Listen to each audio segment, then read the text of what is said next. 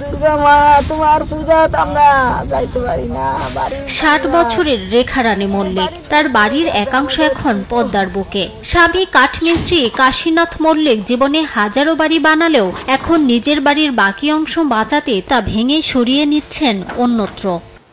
কি করুন, কোন বাড়িতে দাম সেই সমর্থনা নাই, এখনো গিয়ে যে উঠুন সেই সমর্থনা আমার নাই।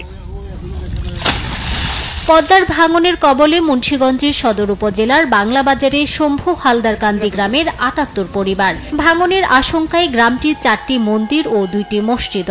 এছাড়া সর্দারকান্দি, মহেশপুর নমকান্দি, ভূতারচর ও কালীচর গ্রামের শতাধিক পরিবার রয়েছে ভাঙন আতঙ্কে। এখন এক 3বার ভাঙলো, এখন বাড়িলে আমরা কোথায় দাঁড়াবো এই ক্ষমতা আমাদের নাই।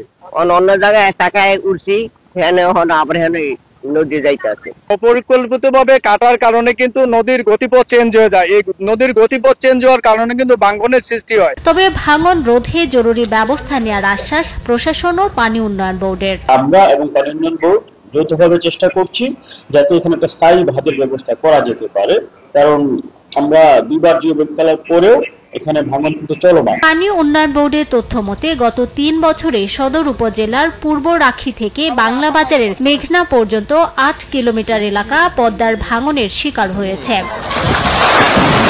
এদিকে কুষ্টিয়ায় পদ্মা ও গড়াই নদীর পানি বৃদ্ধির কারণে দেখা দিয়েছে ভাঙন। হুমকির মুখে সরকারি স্থাপনা, বসতবাড়ি ও ফসলি জমি। এ অবস্থায় স্থায়ী বাঁধ নির্মাণের দাবি এলাকাবাসীর। আমার ঘরদুয়ার সব গাঙ্গ হয়ে গেছে, বাড়ি করার মতো কোনো জায়গা নাই, আমাদের অবস্থা খুব খারাপ। যেহেতু পানির পরিমাণটা অনেক বৃদ্ধি পেয়েছে এবং এই পানির পরিমাণটা একটু কমার পরে আমরা দেখে ওই জায়গাগুলোতে ভাঙন মেরামতের প্রয়োজনীয় উদ্যোগ গ্রহণ করব। পানি উন্নয়ন বোর্ডের তথ্য মতে গেল 2 বছরে পদ্মা তীরবর্তী 800 মিটার এলাকা নদীগর্ভে হারিয়ে গেছে। বর্তমানে পদ্মা ও গড়াই নদীর কুষ্টিয়া অংশে 22টি স্থানে ভাঙন দেখা দিয়েছে। রিমু সিদ্দিক, সময় সংবাদ।